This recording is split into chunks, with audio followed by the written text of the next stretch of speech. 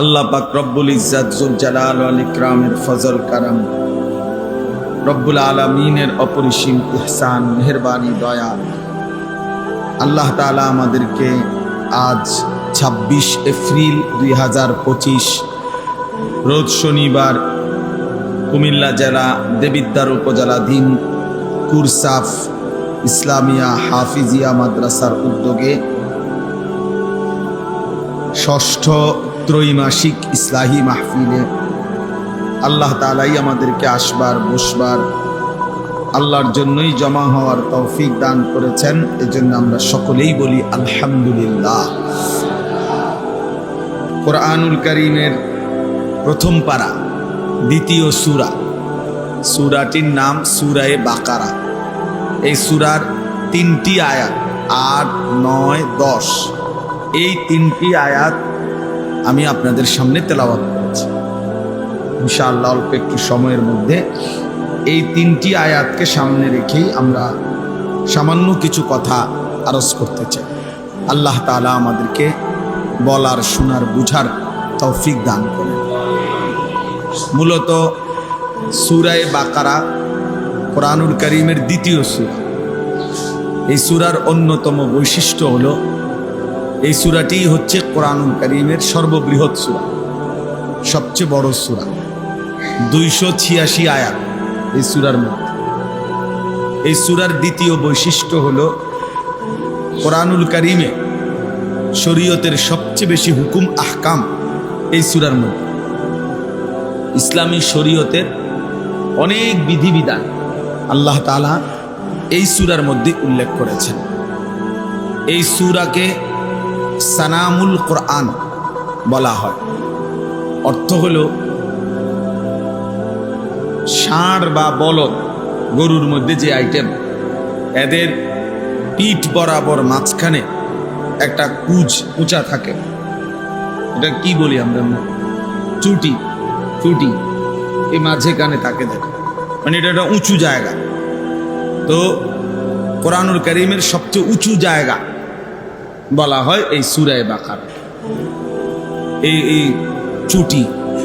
তো সূরায়ে বাকারা এবং সূরায়ে আলে ইমরান, নবী সাল্লাল্লাহু আলাইহি ওয়াসাল্লাম বলছেন, যে ব্যক্তি এই দুই সূরা পড়বে, মানে এর পরের সূরা এবং এই সূরাটা, তো কিয়ামতের দিন হাসরের ময়দানে এই দুই সূরার পাঠক যারা তেলাওয়াত করত নিয়মিত, কিয়ামতের দিন এই দুই সূরা ওই ব্যক্তির মাথার উপরে হাসরের ময়দানে ছায়া দান করবে।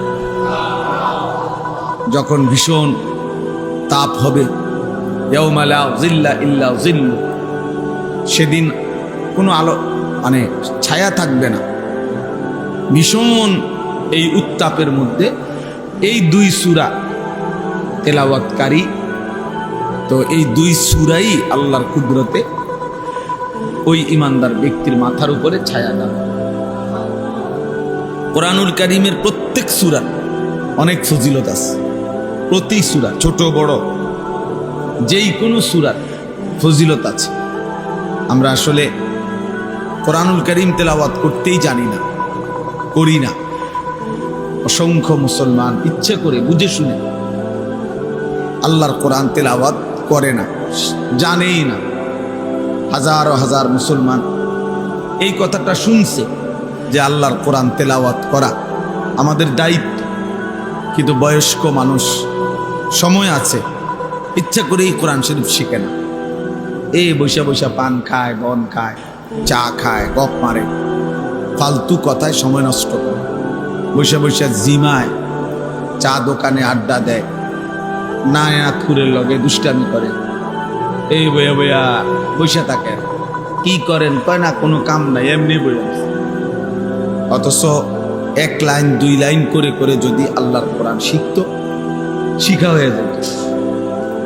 হয়ে যেত। কিন্তু অনেক মুরব্বীদের মধ্যে খামখেয়ালি, বয়স্ক লোক কিছুটা অহংকারী, আর কিশোর যুবক ছেলে কিছুটা অধিকাংশ গাফেল, অর্থাৎ শরীর সুস্থ থাকার কারণে সে গাফলতি করে, খামখেয়ালি করে। আর মনে করে এখনো সময় আছে, বয়স মাত্র। আর বয়স্ক লোকের মধ্যে কিছুটা অহংকার কাজ করে, অর্থাৎ মনের মধ্যে একটা ভাব থাকে যে আজকে এত বছর বয়স, বুড়ো হয়ে গেছি, কোনটা কি না বুঝি নাকি, হ্যাঁ কত কিছু দেখলাম, কত হুজুর দেখলাম। এই সমস্ত কিছুটা অহংকার ভাবের কারণে শিখতে পারে না, শেখার মানসিকতা। এজন্য এটা খেয়াল করা। কোরআনুল কারীমের প্রত্যেক সূরার ফজিলত আছে। আল্লাহ তাআলা কোরআনুল কারীমের তেলাওয়াতের জন্য প্রচন্ড উৎসাহিত করেছেন, প্রচন্ডভাবে। আমাদের প্রিয় নবী সাল্লাল্লাহু আলাইহি ওয়াসাল্লাম, নবীজিকেও আল্লাহ তাআলা বলছেন, উতলু মা উহিয়া ইলাইকা মিনাল কিতাব। আপনার উপরে আল্লাহ তাআলার পক্ষ থেকে যেই কোরআন নাজিল হয়েছে আপনি তা তেলাওয়াত করুন। নবীজিকে বলছেন উতলু, আপনি তেলাওয়াত করুন। ওয়ারাত্তিলিল কোরআন তারতিলা।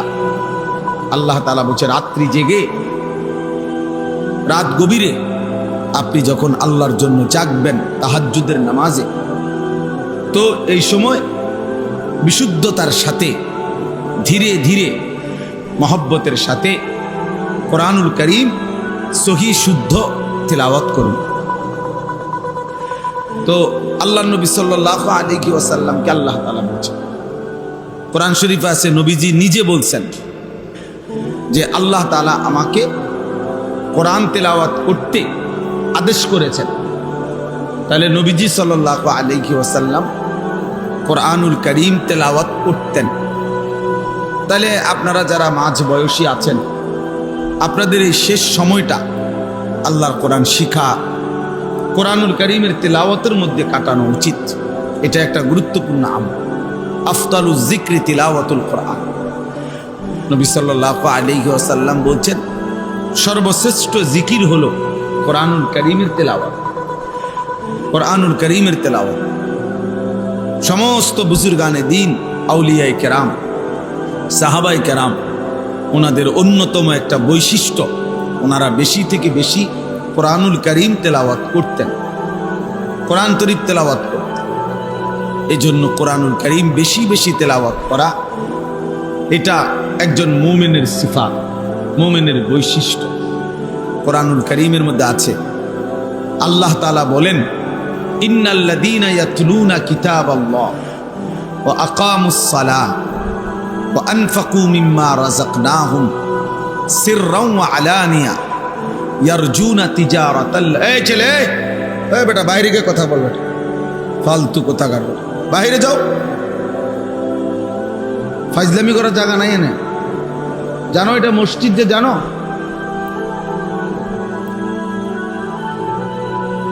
বেওকুফ। আল্লাহ তাআলা বলেন ইন্নাল্লাযীনা, এই ছেলে হেলান ছাড়ো, বুড়ো হয়ে গেছো নাকি? ছাড়ো, হেলান ছাড়ো, সামনে আসো, আরো সামনে আসো। একজন হেলান ছাড়েন আপনারা, বয়স্ক বুড়া মানুষের হেলান দিব, জোয়ান মানুষের হেলানের দরকার নেই। ছাড়েন, হেলান ছাড়েন। ভাইয়া আপনি একটু আগে আসেন, এটা তো মসজিদ, এটা আদবের জায়গা। খাম খেয়ালেন, বয়স্ক লোক ঠিক আছে, ওনার ক্লান্তি থাকতে পারে, দুর্বলতা থাকতে পারে। 20-25 বছরের পোলাপানের হাঁটা চলা দেখলে মনে হয় বুড়া, 200 বছরের বুড়া। গুনাহের কারণে অসংখ্য ছেলে পেলের চেহারা দেখলেই বোঝা যায় দুর্বল। এ শুধু গুনাই করে, শুধু মূলত স্বতঃস্ফূর্ততা, উদ্যমতা নাই, গুনাহের প্রতি শুধু আগ্রহ, এতটুকুই। দিন রাত ছবি দেখে, নারী দেখে, মোবাইল টিপে, একখানে একখানে কোনা কানা সিফা সাপার মধ্যে বসে থাকে। বুঝেন না কথাটা? এইটাই কাজ, এই এতটুকুই কাজ। কিন্তু 24 ঘন্টা মেহনত করা, দিন রাত পরিশ্রম করা, এটা আলাদা ব্যাপার, এটা আলাদা। আল্লাহ তাআলার পক্ষ থেকে দয়া, হিম্মত আল্লাহ যাকে দেয়, তৌফিক দেয়, সে করতে পারে। আমাদের প্রিয় নবী সাল্লাল্লাহু আলাইহি ওয়াসাল্লাম 5 ওয়াক্ত নামাজের পরে দোয়া করতেন, আল্লাহুম্মা ইন্নী আউযু বিকা মিনাল আজজি ওয়াল কাসাল। এটা একটা দোয়া ছিল নবীজি। আয় আল্লাহ, আমি আপনার কাছে দুর্বলতা এবং অলসতা থেকে পানাহ চাই। কাসাল মানে হলো অলসতা, দুর্বলতা থেকে পানাহ চাওয়া। এমনি শরীর চলে না, কি ভাল লাগে না, কি লেগে ভাল লাগে, এমনি ভাল লাগে, এমনি ভাল লাগে না, গীতা ভাল লাগে না। আরে আসল কথা হলো শয়তান ইবলিস তারে এইভাবে আটকায় রাখছে যে কোনো নেক কাজের প্রতি কোনো আগ্রহ প্রেরণা জাগে না। এটা মনে রাখবে, নেক কাজের প্রতি আগ্রহ না জাগা এটা অলসতা, এটা লানত, এটা অভিশাপ। ওই ব্যক্তি বদনসিব যে যার কলিজার ভিতরে কল্যাণকর কাজের প্রতি প্রেরণা জাগে না, মন চায় না, মনেই আসে না, মনেই আসে। ওই জিন্দিগি অভিশপ্ত জিন্দিগি, অভিশাপ ওই জীবনের উপর। গুনাহ করবার জন্য, গুনাহের জন্য এটা কোনো বিষয়ই না, সহজ। কারণ নফস তো চাই গুনাহ করাই, শয়তান তো চাই গুনাহ করাই, মনের চাহিদাই তো চাই গুনাহ করাইতে। কাজেই জোয়ারের সাথে ভেসে যাওয়া এ তো সহজ, সহজ না। মানে এখান দিয়ে জোয়ার, এখানে একটা কিছু দিলে এটা ভাইসা যাবে দূরে, এটা তো একদম সহজ বিষয়। এটা আপনি হুঁদনের কিছু নেই, এটা আপনি কিন্তু ঠেলা দনের কিছু নেই। এটা এমনি জোয়ারের মুখে রেখে দিলে অটোমেটিকলি এটা কি হয়ে যাবে, ভাইসা যাবে। কিন্তু প্রতিকূলে উল্টা দিকে ভাটা যেদিকে, এই দিকে টিকে থাকা কঠিন, এদিকে কঠিন। এই জন্য আমি খুলনা সময় লাগাইছিলাম দাওয়াত তাবলীগে 40 দিন। তো ওই সময় এক জায়গায় গেছিলাম সুন্দরবনের পাশে, একদম সুন্দরবন পার হয়ে আলাদা বিচ্ছিন্ন এলাকা, দ্বীপের মতো। তো ওইখানে যেদিন গেছি আমরা ওই দিন জোয়ার ছিল।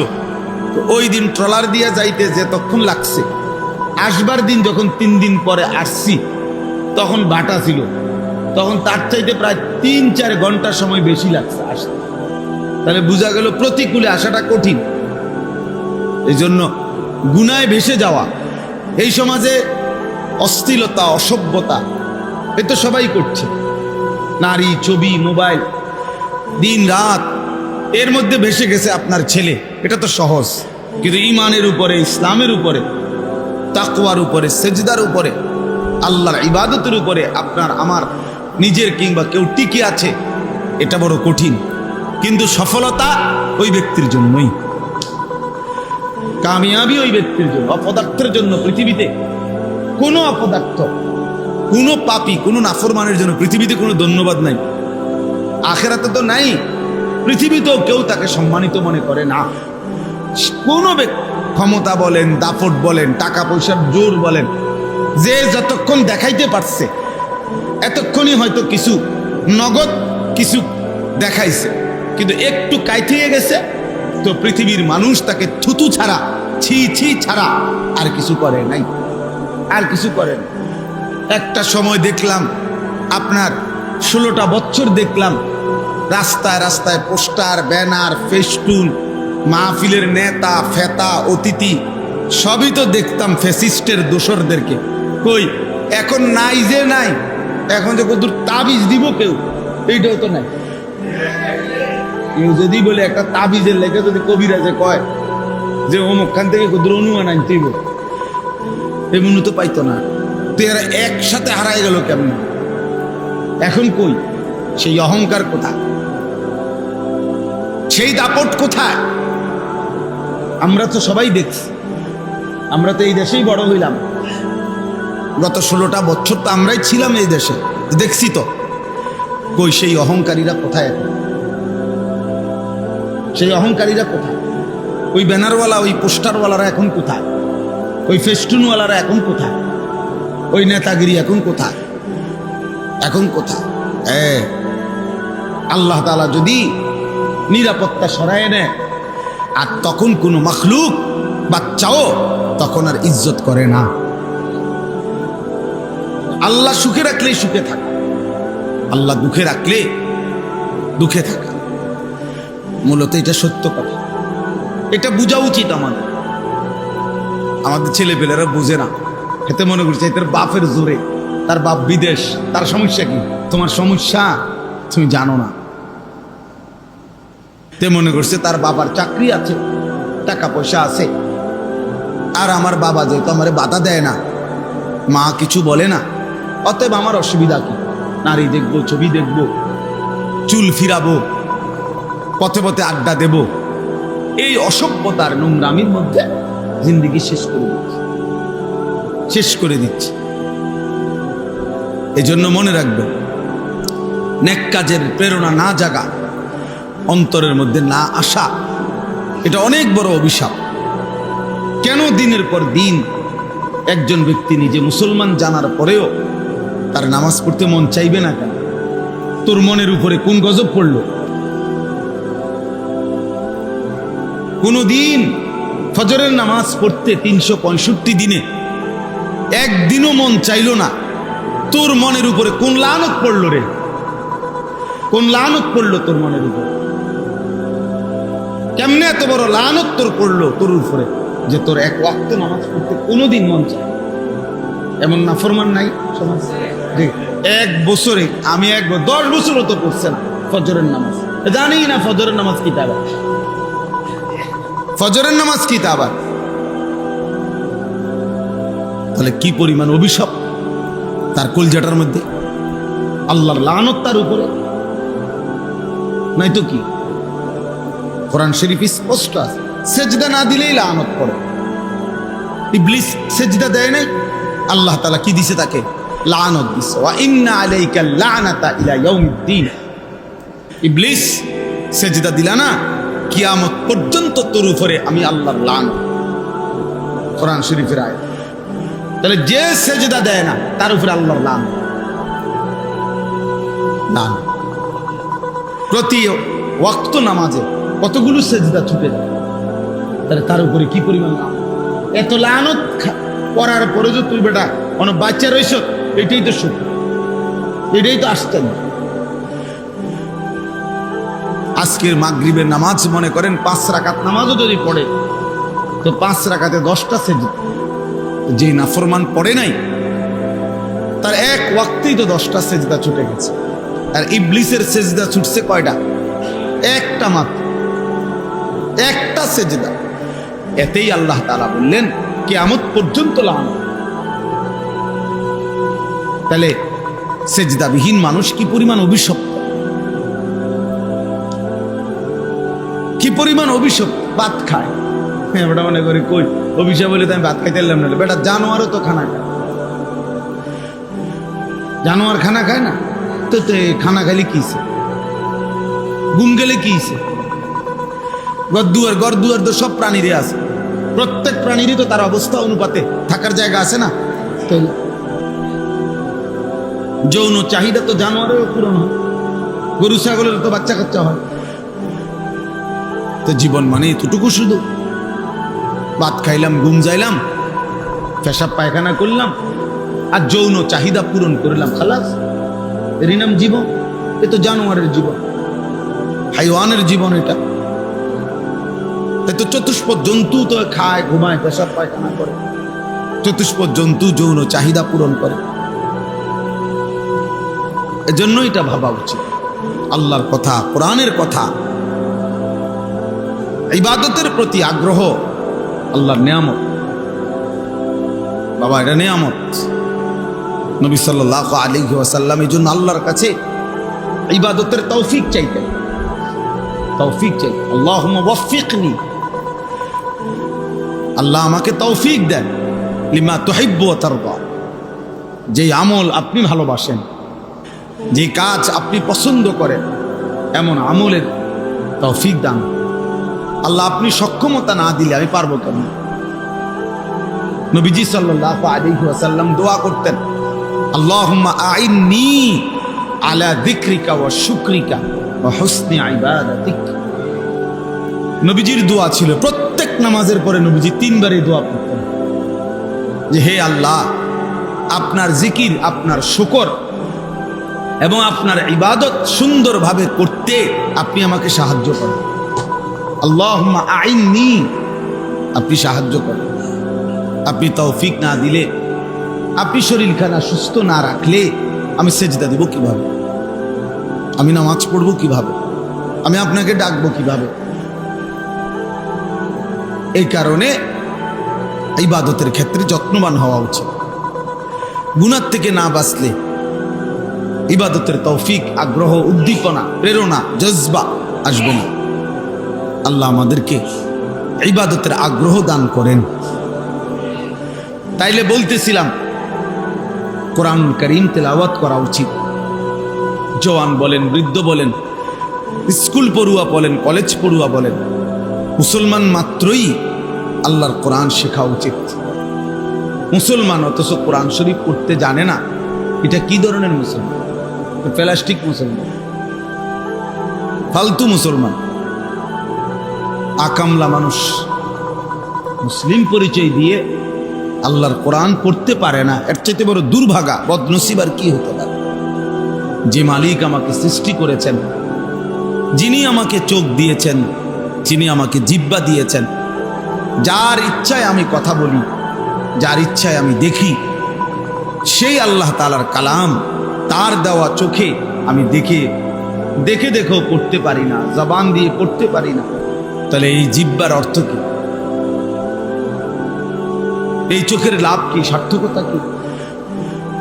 আপনারা আশ্চর্য হবেন, আরবরা যারা আরবি ভাষী যুগ যুগ ধরে পূর্বে জামানাতে, তারা আরবি ভাষায় যে কথা বলতে পারে না, অন্য ভাষায় কথা বলে, হেরা ওদেরকে বোবা বলে। আরবরা, বুঝেন নাই? হেরা বলে যে ওরা কথাই জানে, এই জন্য আজমি বলে। আজম শব্দের অর্থ কি? বোবা। জানেন, আরবি আজমি কয় না, আমি করে আজমি কয়, মানে অনারব যারা, আরবি ভাষা না যাদের জবান, বলে আজমি।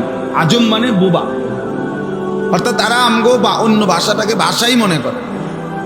তাহলে যেখানে আরবি বলতে পারে না বলে এরা বলে বোবা, তো সেখানে যে ব্যক্তি কোরআন শরীফে পড়তে পারে না, সে কিসের মুসলমান? এ তো বোবা মুসলমান, এ তো মূলত বোবাই। মূলত আসলেই বোবা। বাস্তবিক অর্থেই আমার দৃষ্টিতে কোরআন শরীফ দেখেও যে সহি শুদ্ধ পড়তে পারে না, আমার কাছে তারে বোবাই মনে হয়। কারণ দুনিয়া উপার্জন কথা না বলতে পারলেও সম্ভব ছিল, দুনিয়া ভোগ করতে পারত। কারণ এটার প্রমাণ কি? ওই প্রমাণ হইল বাস্তবিক অর্থেই যারা বোবা, তারা তো দুনিয়া ভোগ করে। বুঝেন নাই? মানে বাস্তবিকে কিছু বোবা মানুষ আছে না, যারা আসলেই কথা কইতে জানে না। তো হে কি ভাত খায় না, হে ঘুম যায় না, হে পেশাব পায়খানা করে না, হের যৌন চাহিদা পূরণ হয় না, তো বুবা মানুষও তো বিয়া করে, বুবা মানুষেরও তো বাচ্চা কাচ্চা হয়, বুবা মানুষেরও তো বিল্ডিং হয়, তো বুবা মানুষও তো আয় রোজগার করে। তো তাহলে কি সমস্যা হয়েছে? দুনিয়া ইনকাম করতে, দুনিয়া ভোগ করতে তার অসুবিধা কি হয়েছে? বলেন না কেন? তার সমস্যা কি হয়েছে বলেন? তো সে তো দুনিয়া ভোগ করছে, তাহলে তো বোঝা গেল কথা না বলেও কি বলা যাইতো, দুনিয়া ভোগ করা যেত। তাহলে কথা বলার সার্থকতাই তো কি? আল্লাহ তাআলা জবানে কথা বলার যোগ্যতাই দিয়েছেন এক নম্বরে আল্লাহর কালাম পড়ার জন্য। এই যে এটার প্রমাণ কি? প্রমাণ সূরা আর রহমান। সূরা আর রহমানের মধ্যে আল্লাহ বলছে, আর রহমান আল্লামাল কোরআন। রহমান মানে আল্লাহ, রহমান তো আল্লাহর নাম না। আল্লামাল কোরআন, যিনি কোরআন শিখিয়েছেন। এরপরে আল্লাহ বলে খালাকাল ইনসান, যিনি মানুষকে সৃষ্টি করেছেন। আল্লামাহুল বায়ান, এবং সেই মানুষকে কথা বলার যোগ্যতা দিয়েছেন। যিনি মানুষকে সৃষ্টি করেছেন, কথা বলার যোগ্যতা দিয়েছেন, এর আগে বলছে যিনি কোরআন শিখিয়েছেন। তাহলে অর্থ হলো, তাফসীরের মধ্যে লিখছে, আরবি ভাষার একটা নিয়ম, এটা বাংলা ভাষাতেও আছে। অর্থাৎ মানুষ যে কথায় গুরুত্ব দিতে চায় সে কথা প্রথম বলে। তো আল্লাহ তাআলা কোরআনের তালিম, এটার গুরুত্ব বুঝাবার জন্য মানুষ সৃষ্টি করেছেন, এই কথা পরে কইছেন, আগে বলছেন কোরআন শিখাইছেন। অথচ স্বাভাবিক চিন্তা করলে আপনিও বুঝবেন, কথার সিরিয়াল হবে আগে মানুষকে সৃষ্টি করেছেন, কথা বলার যোগ্যতা দিয়েছেন, এরপরে না কোরআন শিখাইবেন। মানুষ না বানাইয়া কোরআন পড়াবো কারে? বুঝেন না কথা? তা অথচ আল্লাহ বললেন কি? আর রহমান আল্লামাল কোরআন। আল্লাহ যিনি কোরআন শিখিয়েছেন, খালাকাল ইনসান, যিনি মানুষ সৃষ্টি করেছেন। তো আগে কোরআন শরীফ শিখাইয়া এরপরে মানুষের বানাইছে। বোঝেন নাই কথা? এরপরে মানুষের বানাইছে। মানুষের সৃষ্টি যদি না হয় তো কোরআন শিখাইব কেমন? এবারে মানুষ তো হইতেইব আগে। তাহলে হিসাবে তো দরকার ছিল আগে কথা বলা যে আর রহমান খালাকাল ইনসান আল্লামাল কোরআন।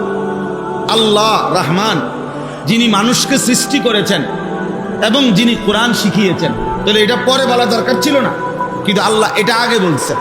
অর্থ হইল আল্লাহ তাআলা এটাকে হসর বলে, অর্থাৎ গুরুত্বের জন্য, তাকিদের জন্য আল্লাহ বুঝাইতে চাইছেন যেন যে শোনো, মানুষকে আমি সৃষ্টি করেছি কোরআনুল কারীমের শিখার জন্য। তাহলে এই জবানের উদ্দেশ্যই কোরআন পড়া, এই চোখের উদ্দেশ্যই আল্লাহর কালাম দেখা। সেটাই দেখলেন না। মুসলমান হয়ে দুর্ভাগ্য, বদনসিব, বদ্ধ কপাল, দুনিয়া এমনিই অর্জন হইত। আল্লাহ আমাদেরকে বুঝার তৌফিক দান করেন। চলেন এবার এই আয়াত কোরআনুল কারীমের সূরা বাকারার 3টি আয়াত 8, 9, 10 এই 3টি আয়াত আমি তেলাওয়াত করেছি। এই 3টি আয়াত সূরা বাকারা প্রথম 20 আয়াত আল্লাহ তাআলা মানুষের 3টা প্রকার বলছেন। এই পৃথিবীতে কিয়ামত পর্যন্ত কোরআনের দৃষ্টিতে, ইসলামের দৃষ্টিতে মানুষ 3 প্রকার। কয় প্রকার? 1 নম্বর মুমিন, 2 নম্বর কাফের, 3 নম্বর মুনাফিক। মানুষ হবে এই 3 আইটেম: মুমিন, কাফের, মুনাফিক। কোরআনুল কারীমের এই সূরা বাকারাতে প্রথম 20 আয়াতে আল্লাহ তাআলা এই 3 শ্রেণীর মানুষের পরিচয়, বৈশিষ্ট্য উল্লেখ করছে। মুমিন কেমন হয়, কাফের কেমন হয়, মুনাফিক কেমন হয়। 20টা আয়াত বলছে এখানে। কারণ সামনের আলোচনা আল্লাহ তাআলা যেন বুঝাইতে চাইছেন, বান্দা সামনে পুরা কোরআন আলোচনা শুরু হবে। তো প্রথম 20 আয়াতে সূরা বাকারাতে আমি মানুষের এই 3 আইটেম বলে দিলাম। এবার কোরআন পুরাটা পড়বা, পৃষ্ঠায় পৃষ্ঠায় নিজের সাথে মিলাইবা তুমি মানুষের কোন আইটেমে পড়ছো। বুঝেন নাই কথা? তুমি মিলাইবা, কোরআন পড়বা আর মিলাইবা যে এই পৃষ্ঠার এই কথার কারণে আমি মানতেছি না মানতেছি, হ্যাঁ, আবার স্বীকার করি না অস্বীকার করি। তো নিজে নিজে বুঝতে পারবেন যে আমি মুমিন নাকি কাফের নাকি মুনাফিক। এই জন্য আল্লাহ তাআলা সূরা বাকারা, কারণ সূরা ফাতিহা হলো ভূমিকা, পুরা কোরআনের সারাংশ হলো সূরা ফাতিহা। এরপরে মূল বক্তব্য বিস্তারিত। আপনার সূরা ফাতিহা হলো যে খবরের শিরোনাম, আগে শিরোনাম বলে দিছে, এরপরে বলছে এবার বিস্তারিত। তো এবার বিস্তারিত শুরু হয়েছে সূরা বাকারার থেকে। এই সূরা বাকারার বিস্তারিত আলোচনার আগে আল্লাহ তাআলা বলে নিছে মানুষ 3 প্রকার: মুমিন, কাফের, মুনাফিক। এবার বান্দা শুনতে থাকো আর মিলাইতে থাকো, তুমি কি মুমিন না কাফের না মুনাফিক। মিলাইয়া আমনি হিসাব করবেন, আপনি বুঝবেন যে আপনি জান্নাতি না জাহান্নামী, আপনি কি লাইনে আছেন না বেলাইনে আছেন, তো বুঝবেনি। কোরআনুল কারীমের মধ্যে আছে হাসরের ময়দানে আল্লাহ তাআলা মানুষকে তার আমলনামা হাতে তুলে দিবেন, প্রত্যেককে, এবং আল্লাহই বলবেন তোমার আমলনামা তুমি পড়ো এবং তুমি হিসাব করো। কাফা বিনাফসিকা আল-ইয়াওমা আলাইকা হাসিবা, আজকের হিসাবের জন্য তুমি যথেষ্ট, তুমি ফয়সালা করে মিলাইতে পারবা যে তুমি জান্নাতি না জাহান্নামী। তোমার আমল তো তুমিই দেখবা, তুমি তো বুঝবাই। সাহিবুল বাইতে আদরা বিমা ফিহি, আরবিতে বলে ঘরওয়ালাই জানে ঘরে কি আছে, আর কেউ না জানুক, আমি তো জানি। আমার বাসার মধ্যে কি কি ফার্নিচার আছে আমি তো কমপক্ষে জানি, আমি জানবো না কেন? তাহলে আমার আমলনামা আমারে দিলেই তো আমি বুঝবো যে এই গুনাহগুলো আমি করছি কিনা, এই নেকগুলো আমি করেছি কিনা, আমি তো জানি এগুলো। তাইলে আল্লাহ বলে তোমারটা তুমি হিসাব করো, কোনো ভুল হইলে আমারে জানা। ফেরেশতা ভুল লিখছে, আল্লাহ এখানে আপনার 62 লিখছে, আমি মিশা কথা কইছি 30টা, ফেরেশতা লিখছে 35টা। এমন এমন কি আমি ওজনে কম দিছি 3 কেজি, ফেরেশতা লিখছে 3.5 কেজি, এনে আধা কেজি কম দো। এমন ভুল ধরার যোগ্যতা সুযোগ মিলবে না, কারণ ফেরেশতা তো আল্লাহর এমন সৃষ্টি যার নিজস্ব কোনো ইখতিয়ার স্বাধীনতা নাই। বুঝছেন? ফেরেশতা নিজস্ব কি নাই? ইখতিয়ার নাই। ফেরেশতার ব্যক্তিগত কোনো রাগ, ব্যক্তিগত কোনো আলাদা ভালোবাসা, ব্যক্তিগত কোনো হিংসা, ব্যক্তিগত কোনো বিদ্বেষ এমন কিছু নাই। ফেরেশতা তো ফেরেশতা, রিমোট ফেরেশতা আপনার। এখন এই ফ্যান, এটা আমরা যদি সুইচ টিপি তাহলে ঘুরবে, আমরা বন্ধ করে দিলে এটা বন্ধ হবে, অথবা বিদ্যুৎ অফিস থেকে যদি কারেন্ট চলে যায়। কিন্তু ফ্যান নিজের থেকে, বিদ্যুৎও আছে, সুইচও দেওয়া আছে, কিন্তু ফ্যান আধা ঘন্টা পরে বলতেছে বা 2 ঘন্টা ঘুরা বলতেছে যে ভাই আমারও তো একটা শরীর, আমি তো এটা বডি না যে শরীর। আমরা দেশে কয় রাখো ভাই এটা তো আমার একটা শরীর, এটা কোনো বডি না। তা আমারও তো একটা শরীর, আমি 5টা মিনিট বা 2টা মিনিট একটু জিরাই, বিশ্রাম করি, এটা নিজের থেকে বলার বা থামার কোনো যোগ্যতা আছে? নাই। ফেরেশতা এমন। ফেরেশতা কি এমন? ফেরেশতার নিজস্ব কোনো বাড়ায় দেওয়ার, কমায় দেওয়ার, ফাঁকি দেওয়ার, আড়াল করার, না লেখার, রাগ করার, আবার গোসা করার, অভিমান করার কোনো যোগ্যতাই নেই। সে শুধু আল্লাহ তাআলার আদেশের গোলাম। লা ইয়াসুনাল্লাহা মা আমারাহুম ওয়া ইয়াফআলুনা মা ইউমারুন। আল্লাহ বলেন ফেরেশতাদের বিষয়ে যে আল্লাহর আদেশ তারা বিরুদ্ধাচরণ করে না, এবং আল্লাহ যা করতে বলেছেন তাই তারা 24 ঘন্টা করতে থাকে। ফেরেশতা আশ্চর্য হবেন, ফেরেশতার বৈশিষ্ট্য হলো যাকে আল্লাহ যেটা বলে দিছে সে শুধু এটাই করে, এটাই জানে, এটাই বোঝে, এর ভিন্ন কিছু সে জানেই না। অর্থাৎ এই ফেরেশতাকে আল্লাহ বলে দিছে তুমি সুবহানাল্লাহ পড়ো, বলেন এইটাই। এখন কিয়ামত পর্যন্ত আরো কোনো বাক্য দিয়ে যে আল্লাহরে ডাকা যায়, এই ফেরেশতার এই যোগ্যতাই নেই। ও বেটা শুধু সুবহানাল্লাহ, এইটাই ফেরেশতারা বলছে লা ইলমা লানা ইল্লা মা আল্লামতানা, যে আল্লাহ আপনি আমগরে যারে যেটা শিখাইয়া দিছেন এর বেশি আমরা অতিরিক্ত কিছুই জানি না, আমরা জানি না। আপনি তো এখন বলতেছেন আদমের সামনে সব কিছুর নাম আমরা বলতাম, আমরা তো জানি না, আমরা জানবো কোত্থেকে? আমাদের জ্ঞান তো একদমই সীমাবদ্ধ।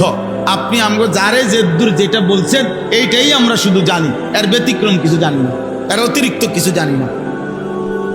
তাহলে সেই ফেরেশতা 24 ঘন্টা লিখছে, কোনো ফাঁকি নাই, কোনো ফাঁকি নাই, 1 সেকেন্ড আড়াল হবে না।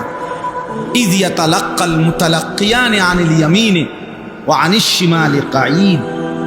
আল্লাহ বলেন প্রত্যেকের ডানে এবং বামে স্বতন্ত্র আলাদা ফেরেশতা কি আছে, মোতায়েন করা আছে। মা ইয়ালফিজু মিন কাউলিন ইল্লা লাদাইহি রাকিবুন আতীদ। আল্লাহ বলে তোমাদের জবান দিয়ে যা বের হয় আমার তৎপর চৌকস সজাগ ফেরেশতা তৎক্ষণাৎ লিখে ফেলে, 1 সেকেন্ডও দেরি করেন। লাহু মুআক্কিবাতুম মিন বাইনি ইয়াদাইহি ওয়া মিন খালফিহি ইয়াহফাজুনাহু মিন আমরিল্লাহ। আল্লাহ বলেন বান্দা তোমার সামনে পিছনে চতুর্দিকে তোমারে পাহারাদারি করে এমন ফেরেশতা আমার লাগানো আছে, নিয়োগ দেওয়া আছে।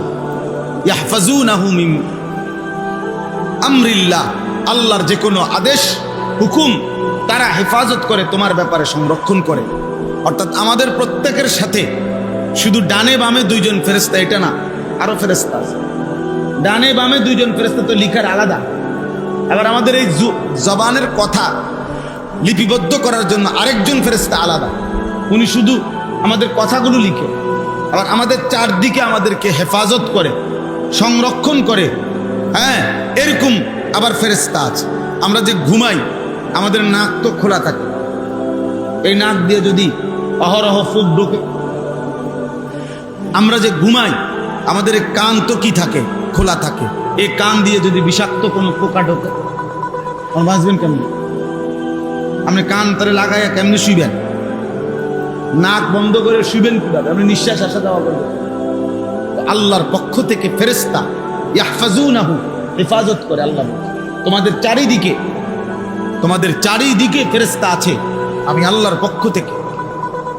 ওরা তোমাকে আমার আল্লাহর আদেশ যার ব্যাপারে যেটা সেইটা দায়িত্ব পালন করে। বুঝছেন না কথা? আল্লাহ যখন বলে দেয় তার নাক তার চোখের দিকে খেয়াল রাখো, তার কানের দিকে খেয়াল রাখো, ঘুমন্ত এই অবস্থায় আমার বান্দার চোখে নাকে কানে যেন কিছু না ঢোকে, এই ফেরেশতা খেয়াল রাখে। এই ফেরেশতা পাহারাদারি করে। আমাদের প্রত্যেকের অন্তরে দিলের মধ্যে একজন ফেরেশতা থাকে, সেই ফেরেশতা লিম্মাতুল মালাক। এই ফেরেশতা আমাদেরকে নেক কাজের প্রেরণা দেয়, নেক কাজের প্রতি উৎসাহিত করে। এটা আলাদা ফেরেশতা, এরকম আলাদা ভাবে। নাহলে আল্লাহ তাআলার কোটি কোটি ফেরেশতা কি কাম করে? বইয়ে বইয়ে কিসি রাখায়? তাইলে আল্লাহ তাআলার এই বিশাল মাখলুকাতে কোটি কোটি কাজ আছে যেটা রব্বে করিম ফেরেশতাদের মাধ্যমে করিয়ে থাকেন। এই জন্য বললাম, তাহলে ফেরেশতার এই নিখুঁত লেখা আপনি আমি অস্বীকার করব কিভাবে? কোনো সুযোগ নেই। এই জন্য নিজেকে নিজে প্রমাণ করেন, নিজের জিন্দেগি নিজে দেখেন, আল্লাহর কোরআন পড়েন।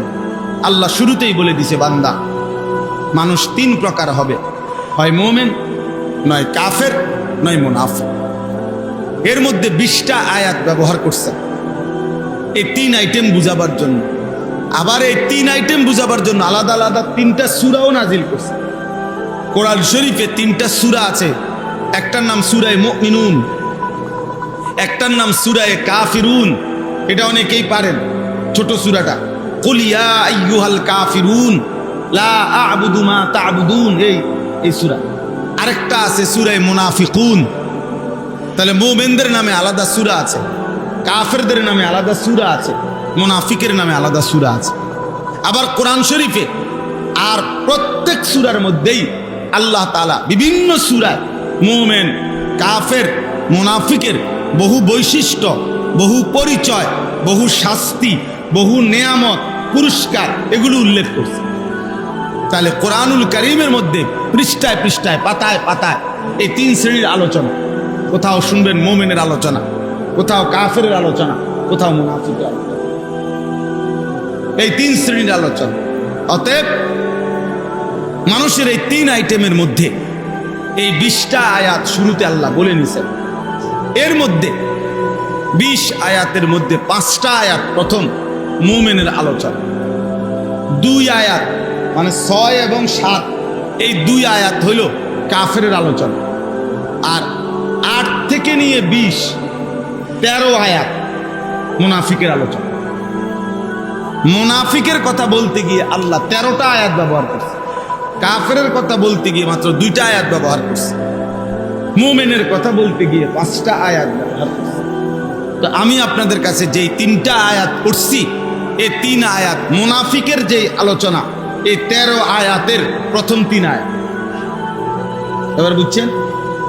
প্রথম 3 আয়াত অর্থ এই 3 আয়াতে আল্লাহ তাআলা মুনাফিকের ব্যাপারে বলছেন। মুনাফিক কে? মুনাফিক হলো দ্বিমুখী সাপ, যে সাপের 2টা মুখ থাকে। এই দ্বিমুখী সাপ সে মুনাফিক।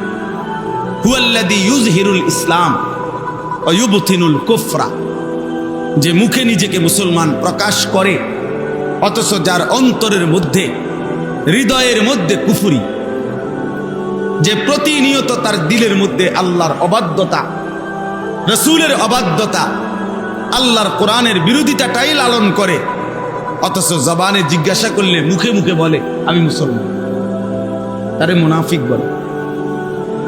ইউযহিরুল ইসলাম, ইসলাম প্রকাশ করে, ইউবতিনুল কুফরা, কুফরি গোপন রাখে। যে এক দিক দিয়ে ঢোকে আরেক দিক দিয়ে বের হয়।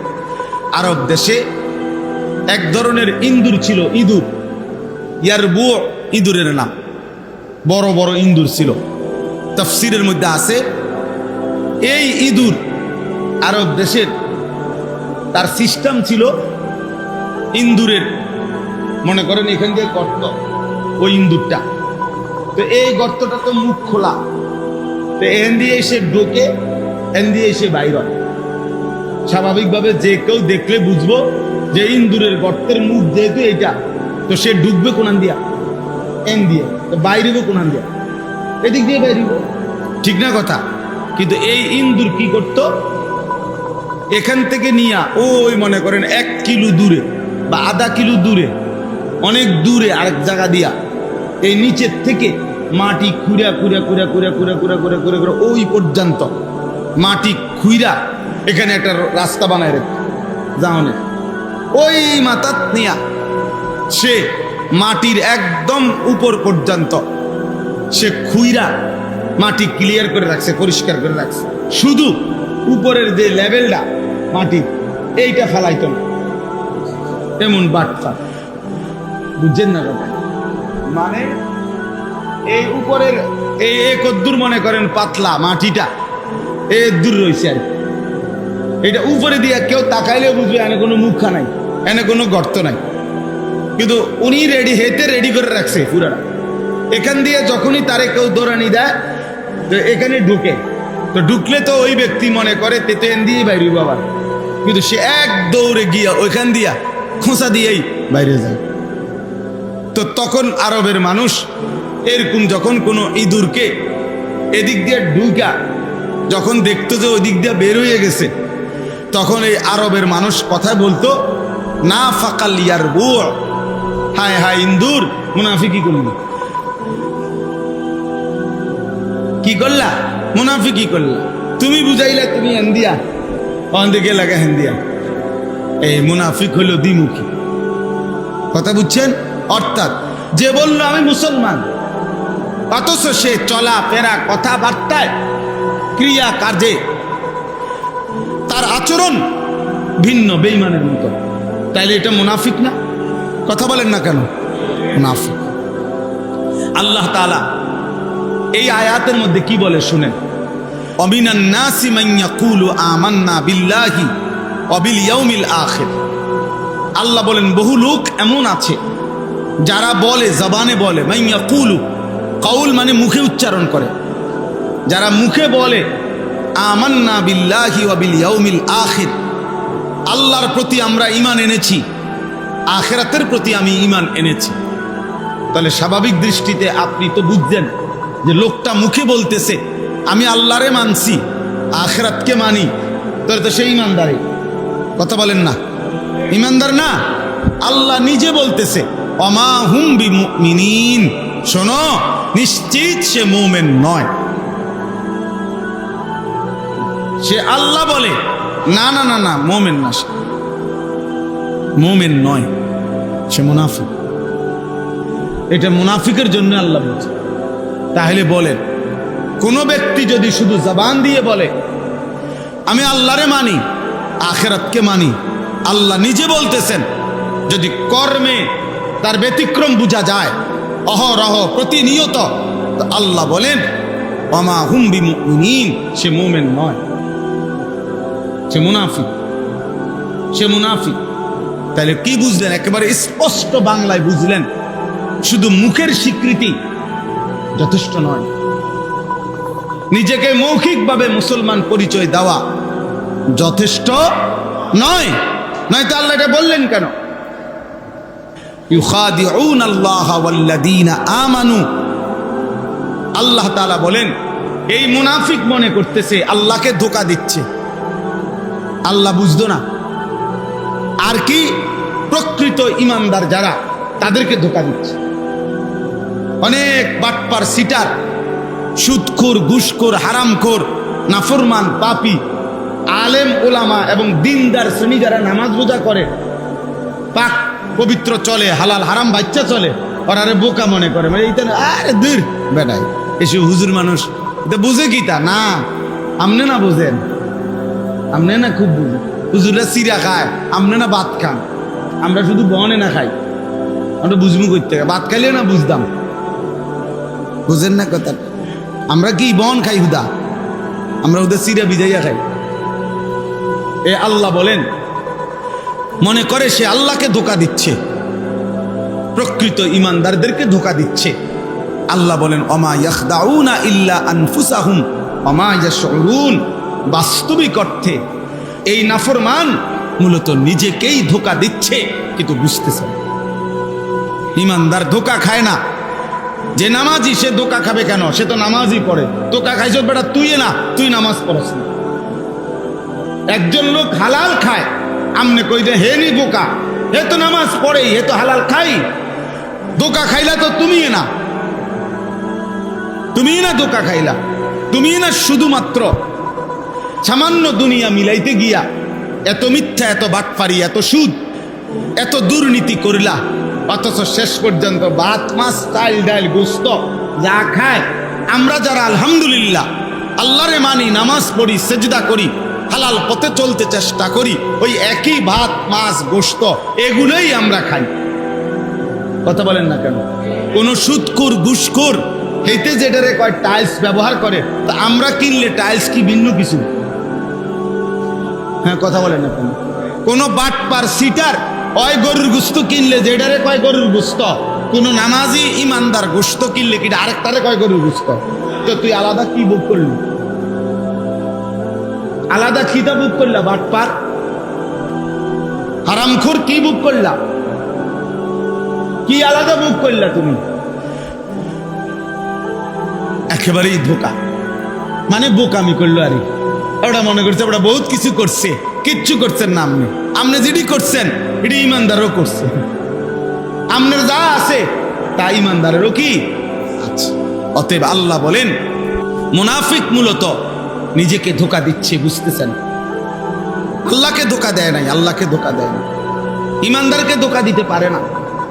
অনেক ছেলে পেলে দেখবেন এক ওয়াক্ত নামাজ পড়ে না, বাবা মা সবাইকে ফাঁকি দেয়। মানে কেউ যেন হেতে মনে করে আমার আব্বাও বোঝে না, আমার মাও বোঝে না, গ্রামের মুরব্বী কেউ বোঝে না, হুজুররা আমি সব বুঝি, কারণ আমি মোবাইল টিপতে জানি, নারী দেখি, ছবি দেখি, উলঙ্গ নাচ দেখি, পাশের রুমে সারা রাত নর্তকীর ছবি দেখি, আমার আব্বাও টের পায় না, মাও টের পায় না। মূলত আসল কথা কি আমি সবসময় বলি, মূলত তোর উপরে ওই নাফরমানের উপরে আল্লাহর লানত পড়ছে দেখা, খোদার গজব পড়ার কারণে গোটা পৃথিবী তোরে দেখে না, সবাই তোর থেকে মুখ ফিরাই নিছে। মূলত তোর দিকে কেউ ফিরেও চায় না, তোর দিকে কেউ থুতুও মারে না, বেটা থুতুও মারে না। কোনো বেহায়ার দিকে ফিরে কেউ থুতুও মারে না। অভিশপ্ত জীবন। ফি কুলুবিহিম মারাদুন, আল্লাহ তাআলা বলেন মুনাফিকের কলিজার মধ্যে কুফরির রোগ, গুনাহের রোগ আছে।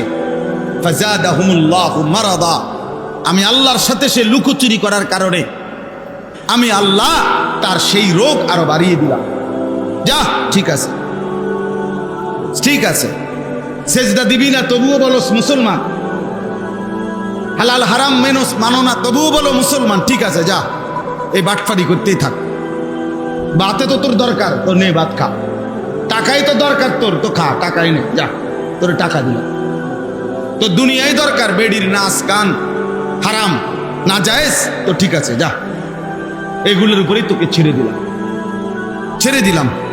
ওয়ালাহুম আযাবুন আলীমুম বিমা কানু ইয়াকযিবুন, আল্লাহ বলে তবে শোনো, এই মিথ্যা আচরণের কারণে আখিরাতে তোমাদের প্রত্যেক নাফরমানের জন্য অপেক্ষা করছে অত্যন্ত ভয়ানক জাহান্নামের আযাব।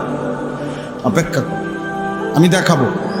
আপাতত ভাত খাও, ফিডা হইব পরে, আর ভাত খাইয়ে লাও, ঘুমাও। এখন দুনিয়া ভোগ করো, তবে আমি কবরে এনে আমি বুঝাইয়া দেব আমি আল্লাহ কি জিনিস। কাল্লা সাউফা তা'লামুন। এজন্য বাপ আজকে এতটুকুই কথা, মেহেরবানি করে নিজেকে সুন্দর করেন, নিজেকে সুন্দর করেন। বয়স্কদেরকেও বলি লুকোচুরি করবেন না, আমারে বুঝ দিয়েন না। হুজুর কিতা করতাম কন তো বালার লাগে, বুঝি তো আমরা লাগে তো কন। হ্যাঁ কথাটি তো সুন্দরে কইছেন, মানলে তো ভালোই আসছিল, পারি তো না। এই সমস্ত ফাঁক না কথা, এসব মস্কারি কথা আমারে বলিয়েন, আমারে কীর্তেন কন, আমি আপনার হিসাব নেব। কথা বলেন না কেন? হাসরের ময়দানে আমি নি বিচার করুন, তো আমার কোন কিনতে নাম? আপনি আল্লাহর সামনে এগুলো বলিয়া পারবেননি, এটা বলেন। আল্লাহকে বুঝাই দিতে পারবেন তো এগুলো? কথা বলেন না কেন? তো ওইটা না বলুন।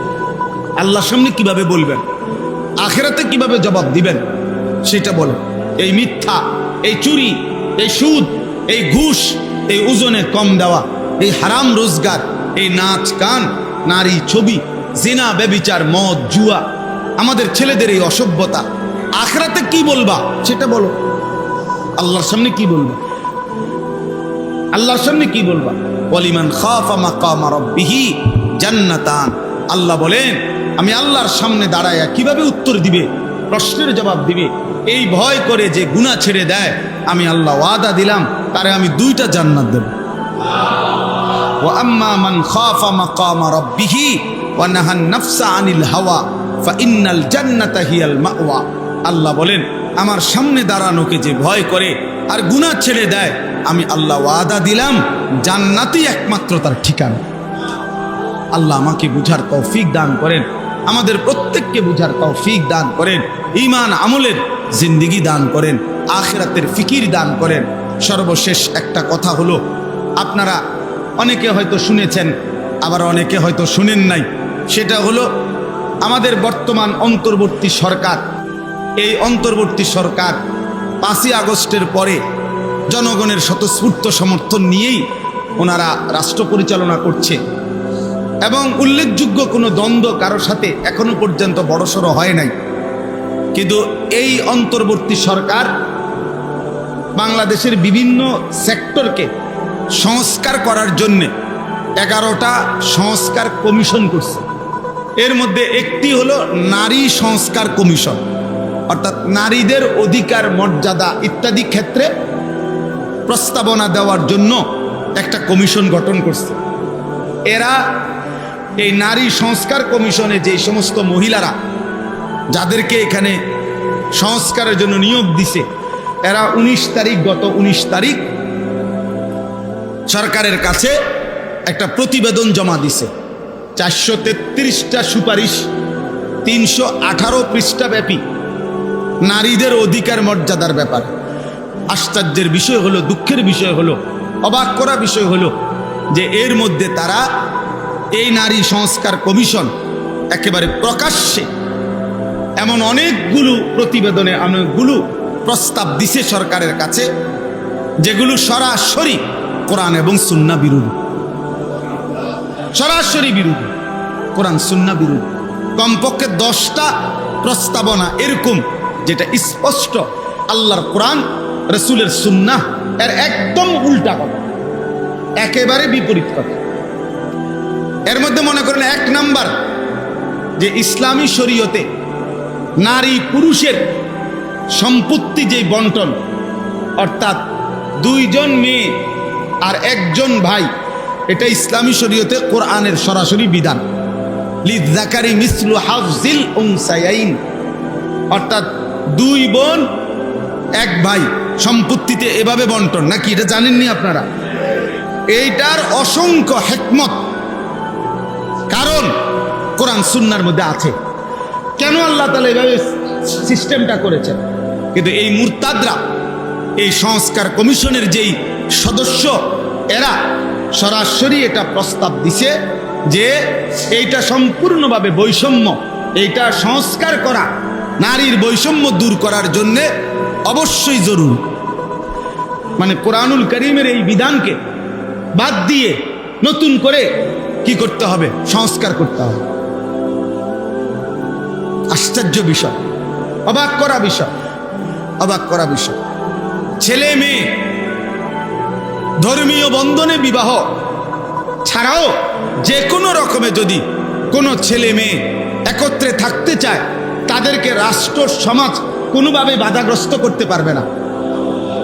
যেমনিই থাকতে, যে কোনো এলাকায়, যে কোনো সমাজে, পৃথিবীর যেই কোনো ধর্মে, মতবাদে, যেই কোনো ক্ষেত্রে একেবারে সামান্যতম মানবতা, ভদ্রতা, একেবারে 1 বিন্দু লজ্জা শরম যার মধ্যে আছে, তাদের যেই কোনো পৃথিবীতে, যে কোনো সমাজেই বেশ্যাবৃত্তি, পতিতাবৃত্তি যে নারী আপনার নিজের দেহ বিক্রি করে, এমন অসভ্যতা অশ্লীল এই জঘন্য কাজটিকে পৃথিবীর কোনো ধর্ম কোনো মানবতা সমর্থন করে না। কি বলেন, করে কেউ? মুসলমান না শুধু, যে কেউ পৃথিবীতে একেবারে যেই ছেলেটা নষ্ট চরিত্রহীন, আপনি তারও যদি জিজ্ঞাসা করেন যে বাবা তুই বল, তুই এটা চাও কি না যে সমাজের নারী পতিতাবৃত্তি করুক, বেশ্যাবৃত্তি করুক, এটা সে বলবে না আমি এটা চাই না, সামান্য যদি বিবেক থাকে। অথচ এই মুরতাদ, এই নাস্তিক, এই বেঈমান কমিশনের সদস্যরা সরাসরি সরকারের কাছে এটা প্রস্তাবনার মধ্যে লিখছে যে এই দেশের যারা যৌনকর্মী, এই বেশ্যা যারা পতিতা, এদেরকে রাষ্ট্রীয় ভাবায় শ্রমিক হিসাবে স্বীকৃতি দিতে হবে। এরা শ্রমিক, এরা ওয়ার্কার।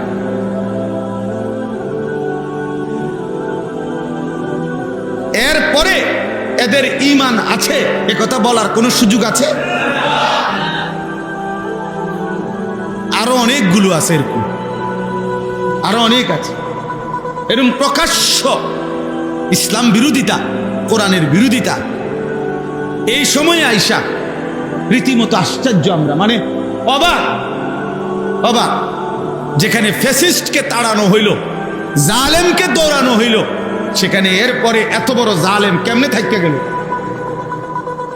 এগুলো রইল কোন ফাঁকি দিয়া? চিন্তা করে দেখেন, এত বড় জঘন্য মুরতাদ বাংলাদেশে থাকলো কিভাবে? এই জন্য এইটা একটি গুরুত্বপূর্ণ বিষয়, অত্যন্ত গুরুত্বপূর্ণ বিষয়। এই জন্য এদেশের লক্ষ কোটি ওলামায়ে কেরাম, তৌহিদি মুমিন জনতা সর্বস্তরে ঘৃণা ভরে এই নারী সংস্কার কমিশনের এই প্রস্তাবনাকে প্রত্যাখ্যান করেছে। এবং আমরাও প্রত্যেক দিন এটা ইনশাআল্লাহ বলে যাব, বলছি যে এইটার মধ্যে, এই কমিশনের এই প্রতিবেদনে আমরা ঘৃণা ভরে থুতু মারলাম। আমরা এমন কোরআন বিরোধী, ইসলাম বিরোধী, সুন্নাহ বিরোধী কোন কমিশনের কোন রিপোর্ট, কোন আইন বাংলাদেশের জমিনে বাস্তবায়ন হতে দেওয়া হবে না, হবে না, ইনশাআল্লাহ হবে না। এরা জানে না যে যেই জনতা, যেই কিশোর নওজোয়ান, যেই যুব সমাজ একবার ফ্যাসিস্ট জালেমকে পলায়ন করতে বাধ্য করেছে, আরেকবার তারা প্রয়োজনে ইসলামের জন্য আরেকবার যুদ্ধ হবে ইনশাআল্লাহ।